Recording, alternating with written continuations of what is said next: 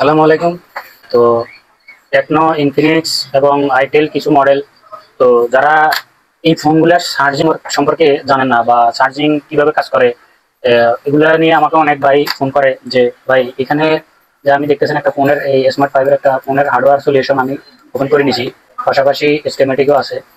তো আমরা আজকে দেখবো যে এটা আসলে কিভাবে কাজ করে। অনেকে ফোন দিয়ে বলে ভাই এটা তো বিপিএস কয়েল নাই এবং এই ডুয়েল ট্রানজিস্টর কিভাবে চার্জের কাজ করে, এবং অনেক সময় দেখা গেছে আমরা ফেক চার্জিং সলভ করতে পারি না বা ফেক চার্জিং ইস্যু আসে, বা দেখা গেছে চার্জিং শো করে না বা চার্জিং স্লো হয়। তো এরকমই। তো এখানে যখন তারা এই যে হার্ডওয়্যার সলিউশন ধরে আসে, তো আসলে এখানে তারা সর্বপ্রথম বিভাস পায়, এই যে বিভাস। তো এই বিভাসটা চলে গেছে, আমি যদি হার্ডওয়্যার সলিউশন দেখাই, তো এই ডিভাইসটা চলে গেছে ট্রানজিস্টারে। তো ডুয়াল ট্রানজিস্টার এখানে ইউজ করা হয়েছে যেটা প্যারালালে, ঠিক আছে। এই যে এই একটা ট্রানজিস্টার আর এই একটা ট্রানজিস্টার, তার মানে এখান থেকে এখানে আসছে ডিভাইস, আর এখানে ইন হয়েছে, এখান দিয়ে আউট হয়েছে, আবার এবং কি আবার এখানে ইন হয়েছে, এখান দিয়ে আউট হয়েছে। তো এটা মূলত বিপিএইচ কে বানায়। এখানে তো ভাই বিপিএইচ কয়েল নাই। তো অনেকে আমাকে বলতেছে ভাই এটা তো কিছুই বুঝি না আগামাথা, এখানে তো লাইনগুলো ওকে আছে, আমি চেক করে দেখলাম এখানে সরাসরি চলে গেছে বিভাগ, ব্যাস এই। আর এখানে ডিএমডিপি আছে, ব্যাটন আছে, আইডি আছে, তো ব্যাট থার্মাল আছে এবং এই ব্যাট আইডি আছে। তো ব্যাট আইডি এবং ডিএমডিপি আছে। তো এখানে চার্জিং এর জন্য এই শেষ, হার্ডওয়্যার সলিউশনে এখানে এই পর্যন্তই শেষ। এখন এটা কারো বুঝে আসে না, তো এটা কারো বুঝে আসে না বা এই হার্ডওয়্যার সলিউশন আমারও বুঝে আসে না। এখানে অনেকগুলো লাইন নাই। তো আমরা আজকে স্কেমেটিক এর মাধ্যমে যে বুঝবো যে আসলে এটা কিভাবে কাজ করে এবং যে এটা কোথা থেকে শুরু করতে হবে। তো আমার কাছে একটা ফোন আছে লাইভ, আমি দেখাতেছি, যেটা চার্জিং ফল্ট, এটা আমি রিপেয়ার করব। এখন এখানে আমি বিটুবি কানেক্টর কপি করলাম, এই যে এটা বিটুবি কানেক্টর আমি কপি করলাম। কপি করার পরে পেস্ট করব স্কেমেটিকে, জুম করে নিলাম, আসলে আমার কানেক্টরে বিটুবি কানেক্টর। এই যে এই একটা কানেক্টর, তো এখানে অনেকগুলো লাইন আছে। তো এখানে আমাকে ধরতে হবে কোনটা, বিবাস। তো আমি বিবাসে গেলাম। বিবাসে যাওয়ার পরে লক্ষ্য করেন এখানে আমাকে একটা সার্কিটের মধ্যে নিয়ে আসছে। এই যে একটা সার্কিট, এটা টোটালি একটা চার্জিং সার্কিট, যেখানে ডুয়াল ট্রানজিস্টর ইউজ করা হয়েছে, কিন্তু এখানে প্যারালালের কারণে ওনারা কি করছে, এই ট্রানজিস্টর এখানে একসাথে করে দিছে, কিন্তু লাইনগুলা দেখতেছি আমরা কিন্তু এখানে দুইটা ট্রানজিস্টরের লাইন। এখন বিষয়টা হচ্ছে যে এখানে কিভাবে কাজ করে, আমরা কিভাবে বুঝলাম যে চার্জিং এর তো কোনো বিপিএস কয়েল নাই, সুইচিং নাই, আউটপুট নাই। আমরা অনেক সময় এটা এই জন্য বলছি যে একটা ফোন আসছে ডেড, তা যখন আমরা ডেড ফোনের শুরু থেকে আমরা বাক চেক করি যে বাক ভোল্টেজ আছে কিনা, বিপিএস চেক করি। এখন বাক ভোল্টেজ হয় না, চলে যাবো আমরা কোথায়, বিপিএস। এটা এখন বিপিএস কোথা থেকে আসে ভাই? এখন এখানে তো বিপিএস কয়েলে গেলে আমরা বিপিএস পাবো, বা চার্জিং এর সিটে গেলে বিপিএস পাবো। এখন এখানে তো বিপিএস কয়েল নাই। এই যে আমি এখানে হার্ডওয়্যার সলিউশন আবার দেখাই, কিন্তু এখানে কোনো বিপিএইচ কয়েল নাই। এই যে শুধু একটা শান্ট রেজিস্ট্যান্স আছে, কারেন্ট চেঞ্জ রেজিস্ট্যান্স, বাস এটাই। এখন এটা দিয়ে কি কাজ করা সম্ভব নেই। এখন আমরা বুঝতে হবে যে এখানে কিভাবে কাজ করে। তো আমরা চলে আসলাম ডায়াগ্রামে। এখানে আজকে প্রত্যেকটা পার্টস কি কাজ করে এবং প্রত্যেকটা লাইনের ওয়ার্কিং বা লাইন কিভাবে কাজ করে, কোন লাইন ফল্ট আসলে কি হতে পারে, এই সম্পর্কে আমরা আলাপ করবো, এবং বিপিএস কোথা থেকে আসে। তো আশা করি যারা এই সার্কিটটা বুঝেন না বা এই ধরনের ফোনগুলো আসলে রিটার্ন যায়, করতে পারে না, তো তারা অবশ্যই ভিডিওটা ফুল ওয়াচ করবেন আশা করি। এখন দেখেন, লক্ষ্য করেন এখানে বিভাস আসছে। বিভাস আসার পরে এখানে একটা জিনার ডায়োড বা টিভিএস ডায়োড যেটা যাই বলি, একটা ডায়োড একটা গ্রাউন্ড করা আছে, আরেকটা ডায়োড দিয়ে এখানে আরেকটা ডায়োড আছে, যেটার এক পাশ তো বিপিএস এর সাথে, যেটা আমরা ওই যে মাইনাস মাইনাস যেটা জানি আমরা, তো ওখান দিয়ে যখন ইন ভোল্টেজটা। তো এখন আমরা যেটা দুটা ডায়োড, এই দুটা ডায়োডের কাজ এটা হচ্ছে প্রোটেকশন করে, এই ডায়োডটা প্রোটেকশন করে। তো এই ডায়োডটা কি কাজ করে, এই ডায়োডটা কি কাজ করে, আমরা দেখি। তো এই ডায়োডটা কাজ করে প্রোটেকশনের। কিভাবে, যে যখন 5 ভোল্ট এখান দিয়ে আসে, এই যে এই 5 ভোল্ট ইন হলো, 5 ভোল্ট চার্জারের ভোল্টেজ ইন হলো, ইন হওয়ার পরে সোজা ভোল্টেজটা এদিকে চলে গেল, এদিকে আসার পরে এই আইসিতে ইন হলো এবং এদিকে আমাদের সার্কিট গুলাতে গেল। তো আমরা এগুলো পরে বুঝতেছি, আগে এই সার্কিটটা বুঝি। এখানে একটা সার্কিট লাগানো আছে ভাই, ঠিক আছে, এদিকে ভোল্টেজ আসতে পারবে না। জিনার ডায়োড কখনো ভোল্টেজ একদিকে করে, একদিকে, তো উল্টা দিকে তো ভোল্টেজ আসবে না। তো ডায়োডটার সিম্বল যেহেতু উপরের দিকে, তার মানে ভোল্টেজ উপরের পাশেই থাকবে, ভোল্টেজটা এদিকে কখনো আসবে না। তো ভোল্টেজ এইদিকে যদি এই সার্কিটটা না আসে, তাহলে এই সার্কিটটা কেন ব্যবহার করা হয়েছে? তো এই সার্কিটটা সম্পর্কে আমরা আগে জানি। তো এই সার্কিটটা যখন আপনি এই যে এখানে একটা মোসফেট বলি বা ট্রানজিস্টর বলি, এই ট্রানজিস্টর বা এই মোসফেট সম্পর্কে যদি আপনি বুঝে যান, তাহলে আপনি এই সার্কিটটা পুরোটাই বুঝে যাবেন। এই সার্কিটটা পুরোটাই আপনি বুঝে যাবেন। এখন এই মোসফেটটা যেমন এই যে এখানে লেখা আছে ইমিটার কালেক্টর তারপরে বেস, এই যে বি তে বেস, সি তে কালেক্টর, ই তে ইমিটার।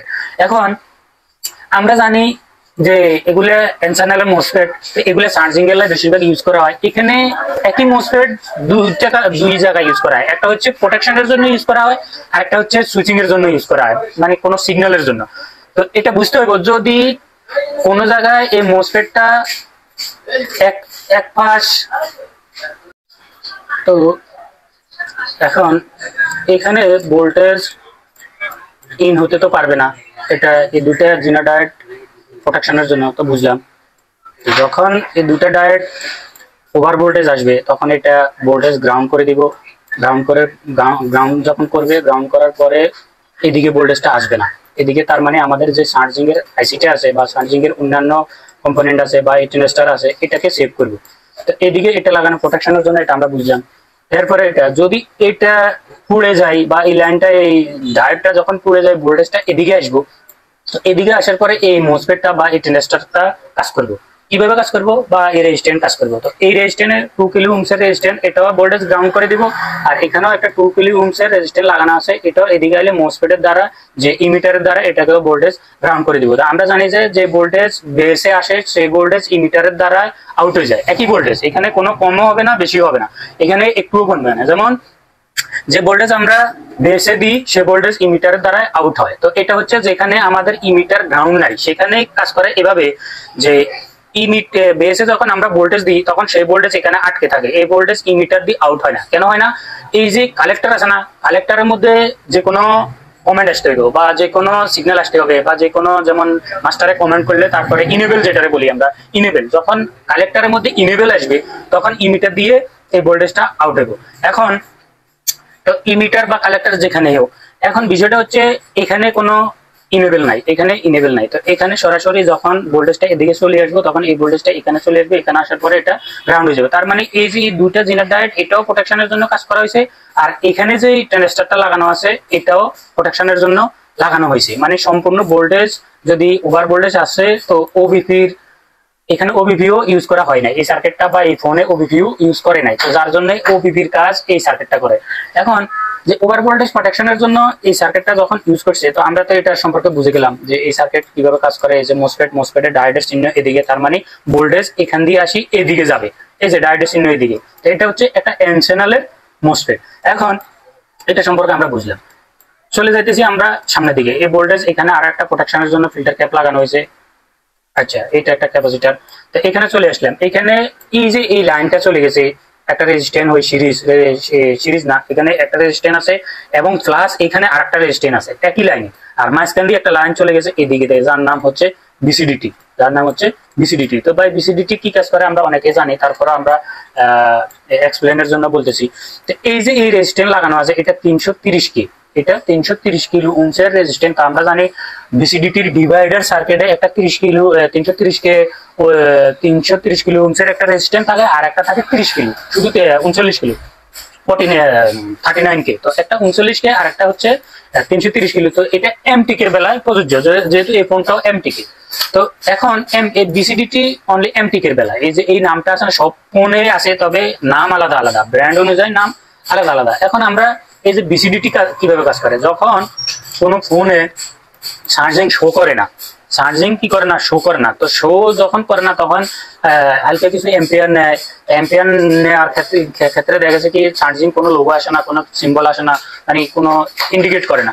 এখানে এই রেজিস্ট্যান্স দুটো আমাকে চেক করতে হবে। একটা 330 কে, এটা হচ্ছে ইনপুট, এখানে 5 ভোল্ট ইনপুট হবে। আর এটার সাথে সিরিজে আরেকটা রেজিস্ট্যান্স করা হয়েছে যেটা 39 কে, সেটা গ্রাউন্ড করা হয়েছে। তো মাঝখান দিয়ে যে দোনো রেজিস্ট্যান্সের মাঝখান দিয়ে যে ভোল্টেজটা আউট হবে সেটা হচ্ছে বিসিডিটি, সেটা 0.5 থেকে 0.6। এই ভোল্টেজটা চলে যায় কোথায় আমরা দেখি, এই ভোল্টেজটা চলে যায় হচ্ছে এই যে বিসিডিটি। তো এই ভোল্টেজটা চলে আসছে এখানে একটা আইসির ভিতরে, T11 আইসির পিন, মানে T11 নাম্বারে চলে আসছে। তো এই আইসিটা হচ্ছে 6357 সিআরবি এমআরবি যেটাই হোক, এটা পাওয়ার আইসির ভিতরে। পাওয়ার আইসির কত নাম্বার বলে আসছে, T11 এই যে T11 সরি এই যে, আরে সরি হ্যাঁ T11। T11 এর মধ্যে এই বিসিডিটি লাইনটা চলে আসছে, এই ভোল্টেজটা 0.5 বা 0.6 এটা এখানে চলে আসছে। তো যদি এটা না আসে, এই ভোল্টেজটা পাওয়ার আইসি না পায়, তাহলে চার্জিং এর কোনো ইন্ডিকেট শো করবে না। যদি মনে করেন আমরা এই যে এখানে, সরি এটা কই গেছে, এই যে এই সার্কিট, যদি এখানে এই ভোল্টেজটা পাওয়া যায়, এই ভোল্টেজটা যদি পাওয়ার আইসির ভিতরে যদি না পৌঁছায়, তাহলেও কি হবে না, চার্জিং শো করবে না। এবং এই ভোল্টেজটা যদি এখানেও না আসে, তাহলে তো অবশ্যই অফকোর্স পাওয়ার আইসির ভিতরে ভোল্টেজটা যাবে না। তো এই লাইনটা আমাদেরকে চেক করতে হবে। তো এটার কাজ হচ্ছে এটা। এবং এই ভোল্টেজটা একই লাইনে এই 5 ভোল্ট ইনপুট, 5 ভোল্ট, এটার 5 ভোল্ট ইনপুট, এই ইনপুট 5 ভোল্টটা চলে আসছে নিচে আসি দুইটা রেজিস্ট্যান্স 3.3 কে দুইটা রেজিস্ট্যান্স প্যারালাল করে এখানে একটা লাইন চলে গেছে। এই ভোল্টেজটা এখানে 5 ভোল্ট আউট হয়েছে। তো অফকোর্স আমরা জানি যে সিঙ্গেল রেজিস্ট্যান্স কখনো ভোল্টেজ পাস করে না, সরি ড্রপ করে না। তো এখানে 3.3 কে মানে 3.3 কে দিয়ে রেজিস্ট্যান্স দিয়ে ভোল্টেজটা 5 ভোল্ট পাস হয়ে চলে গেছে কোথায়, চার্জ এলডিও একটা নাম, চার্জ এলডিও একটা পিন। তো আমরা দেখি ভাই এই পিনটা কোথায় চলে গেছে। তো চার্জ এলডিও, এই যে চার্জ এলডিও, তো এটা চলে গেছে কোথায়, আমরা দেখি এখানে একটা ক্যাপাসিটর লাগানো আছে। তো আমরা চেক করতে পারি যে এটার 5 ভোল্ট এখানে আসে কিনা। তো এই লাইনটা চলে গেছে R11 একটা পিনে, যেটা কিনা যে এটা একটা আইসি।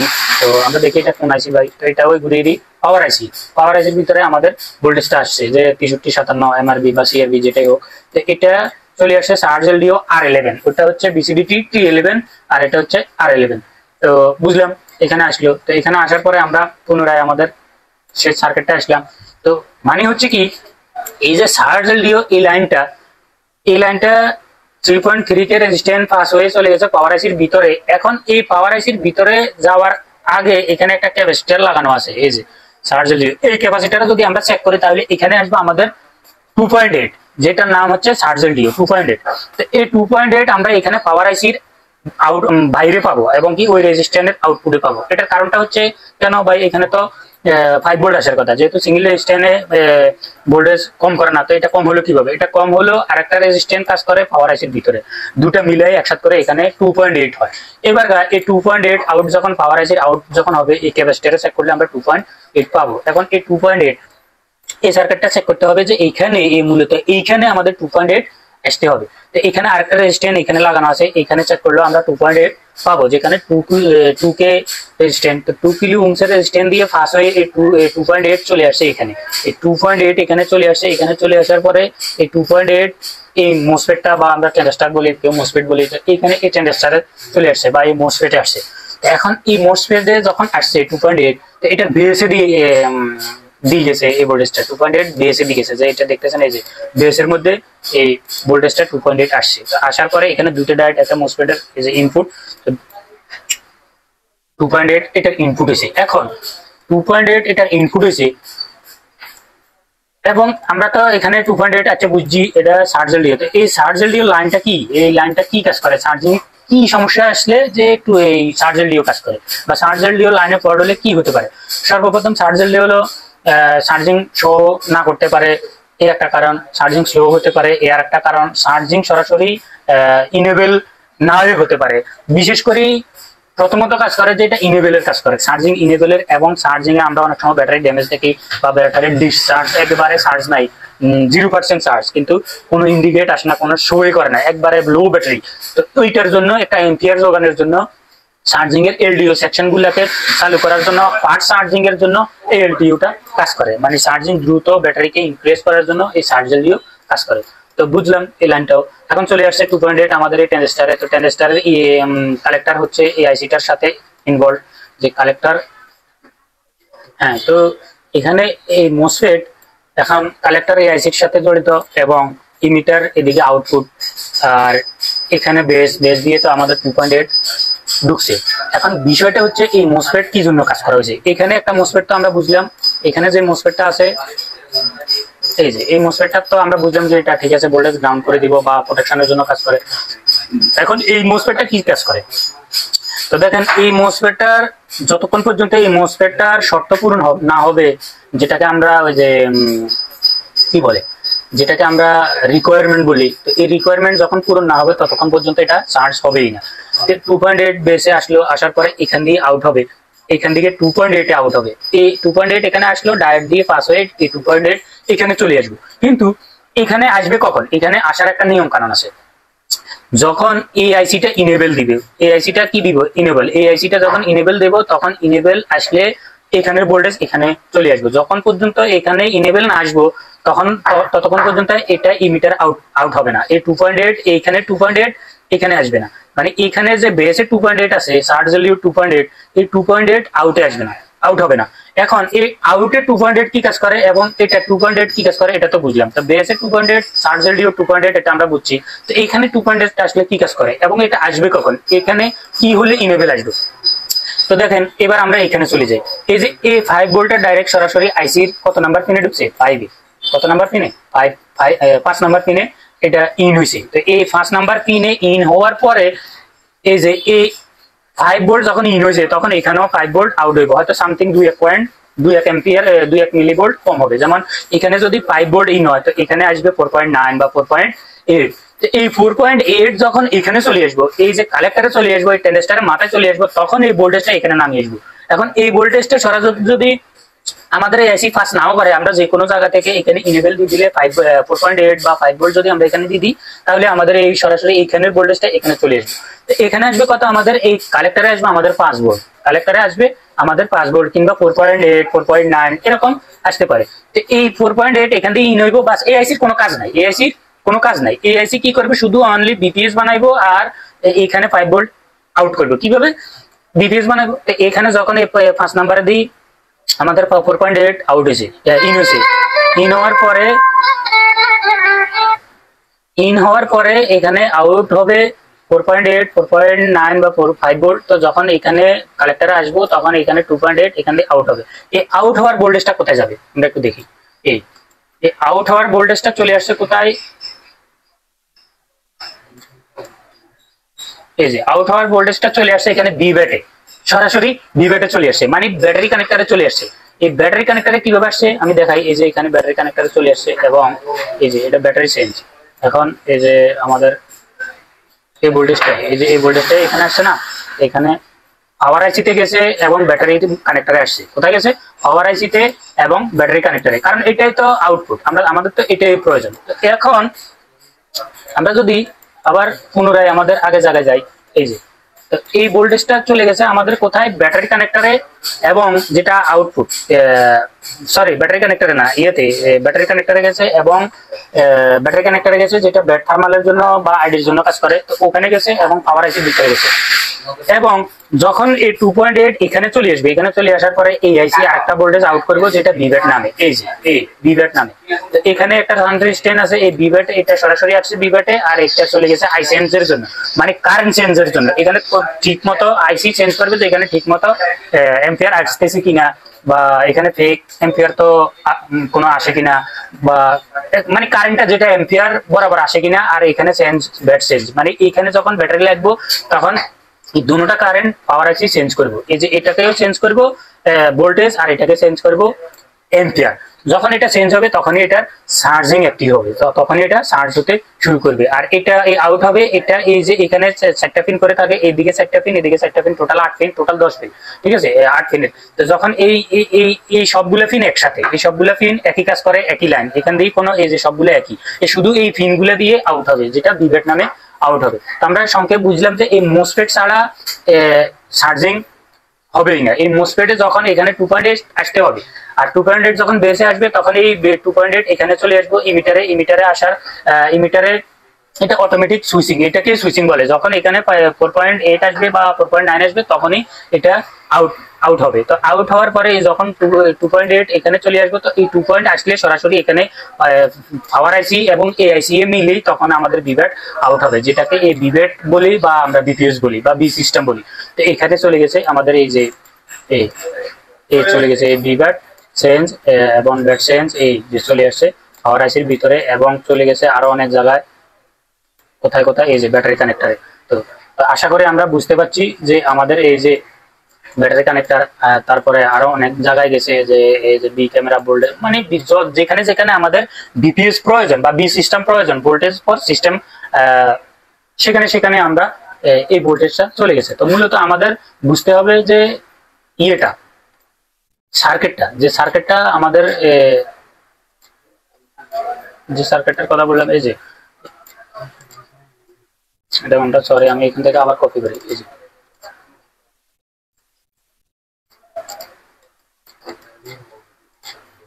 এই সার্কিটটা। তো এটা আশা করি অবশ্যই সবার বুঝে আসে, আর যদি বুঝে না আসে তো অবশ্যই আমাকে কমেন্ট করে জানাবেন বা জিজ্ঞেস করতে পারেন, অবশ্যই আমি কমেন্টে রিপ্লাই করি বা সাথে সাথে এটা উত্তর দেওয়ার চেষ্টা করি।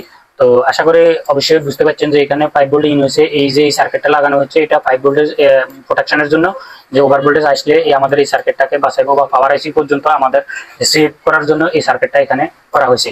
আর এখানে এই আইসিটা অনলি ইন আউট করে এবং এটা বিভেট আউট করে। মূলত আমাদের এই সার্কিটটা এই যে বিসিডিটি এবং সার্জেলডিও আর এই মোসফেটের মধ্যে আমাদের চার্জিং এর সীমাবদ্ধ। তো আমি যদি দেখাই যে এই মোসফেটটা কোথায় লাগাইছে, যদি আরেকটা জিনিস আপনাদেরকে দেখাই যে এই মোসফেট কপি করলাম, তো আমাদের বোর্ডে এটা কোথায় লাগানো আছে, তো লাগানো আছে এই যে এই মোসফেট, এই যে আরেকটা। এখন এটা আমাদের অবশ্যই এক পিন গ্রাউন্ডে থাকবে না, এটার এখানে একটা জিনিস বুঝার আছে, এটা আমি বলতেছি। তো এই মোসফেটটা হচ্ছে এখানে, এটা হচ্ছে কোথায় দেখেন, এটা হচ্ছে পাওয়ার আইসি চার্টে এবং কি র্যাম এর নিচে যে এই পার্টস গুলা লাগানো আছে, এই পার্টস গুলা লাগানো আছে এই যে এখানে একটা কানেক্টর আছে, কানেক্টরের পাশে। আমরা হার্ডওয়্যার সলিউশনও দেখি যেটা কোথায়, এই যে এই কানেক্টর আর হচ্ছে এই দুইটা মোসফেট। তো এইটা দেখতেছেন এই যে এই মোসফেটটা, এইটা হচ্ছে প্রোটেকশনের জন্য যে মোসফেটটা আমি বললাম, এই যে এই একটা ডায়োড আছে, এই একটা ডায়োড আর একটা ডায়োড এনসি, হ্যাঁ আর একটা ডায়োড এনসি, ওই ছোট ডায়োড যেটা আমি এখানে দেখাই, এই যে এই ডায়োডটা কিন্তু এনসি, এই যে এই ডায়োডটা এনসি আর এটা লাগানো আছে। তো আমরা যদি এখানে দেখাই হার্ডওয়্যার সলিউশনে, এই যে এই ডায়োডটা এটা আছে কিন্তু এটা এনসি, একটা ক্যাপাসিটরের সাথে একটা এনসি, এবং এই যে দুটা ট্রানজিস্টর। তো এখানে দেখতে হবে যে কোনটা প্রোটেকশনের জন্য কাজ করে। তো যেটা আমাদের ইমিটার গ্রাউন্ডের সাথে সেটা দেখতে হবে যে কোনটা আমাদের গ্রাউন্ডের সাথে সেটা আমাদের প্রোটেকশনে কাজ করে, সেটা না হলেও চলবে। যদি সেটা এখানে দুটোটা মোসফেটের যে কোনো একটা মোসফেট খারাপ হয়ে যায়, আমরা উঠাই ওটা লাগা দিলে যদি আমাদের এই মোসফেটটা চার্জিং এর কাজ করে, তো এটা খারাপ হয়ে গেলে আমরা এটা উঠাই এটা এখানে লাগা দিলে আমাদের হয়ে যাবে, কাজটা সম্পূর্ণ হবে। এবং এইটা আমাদের না হলেও চলবে, এটা অনলি প্রোটেকশনের জন্য কাজ করে, এটা না হলে অনলি প্রোটেকশনের সমস্যা আসবে, প্রোটেকশন শেষ, এটা কোনো প্রোটেকশন করবে না।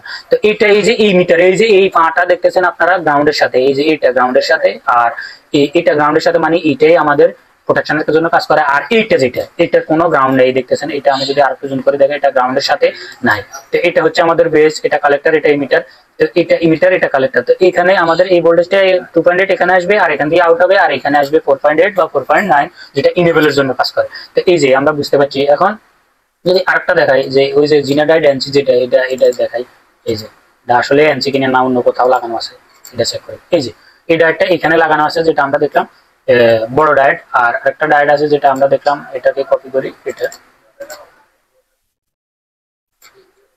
এই যে ওই যে যেটা আমরা এনসি বললাম সেটা।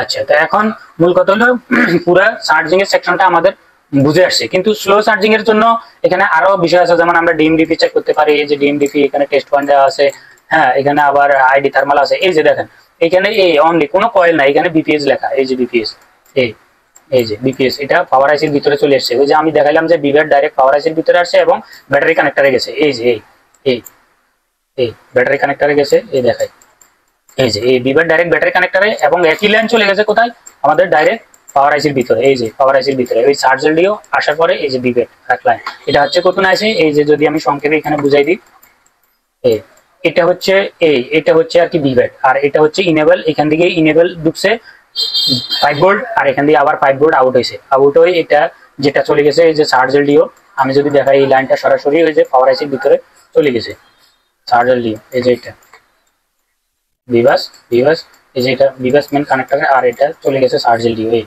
এই চার্জেলডিও যেটা এখানে লেখা আছে কি বিভাস, এই যে বিভাস এখানে আসি হয়ে গেছে। এই যে একটা রেজিস্ট্যান্ট, এই যে রেজিস্ট্যান্ট বললাম যে কপি করে দেখাই, এই যে এই রেজিস্ট্যান্টটা, এই যে এই রেজিস্ট্যান্ট, তো আমি এটাকে লই, এই যে এই রেজিস্ট্যান্ট, এই যে এটা হচ্ছে কোনায়, এটা হচ্ছে কানেক্টরের পাশে, এই যে কানেক্টরের পাশে, এই যে এদিকে কানেক্টর আর এদিকে এই যে তিনটে, এই দুইটা পাশাপাশি দেখলাম, একটা হচ্ছে এটা আর একটা এটা। তো আশা করি বুঝতে পারছেন যে এই সার্কিটটা কিভাবে কাজ করে, এবং এই ফোনগুলোতে চার্জিং এর যত ধরনের সমস্যা হোক ইনশাআল্লাহ এগুলো আপনারা অবশ্যই সমাধান করতে পারবেন। এখনো পর্যন্ত তো আমার কাছ থেকে এরকম ফল্ট মানে চার্জিং এর হোক বা এরকম কোনো ফল্ট রিটার্ন যায় না।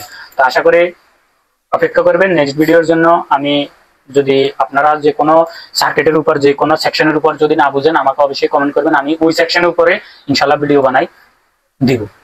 তো ততক্ষণ পর্যন্ত ভালো থাকেন ইনশাআল্লাহ। আসসালামু আলাইকুম।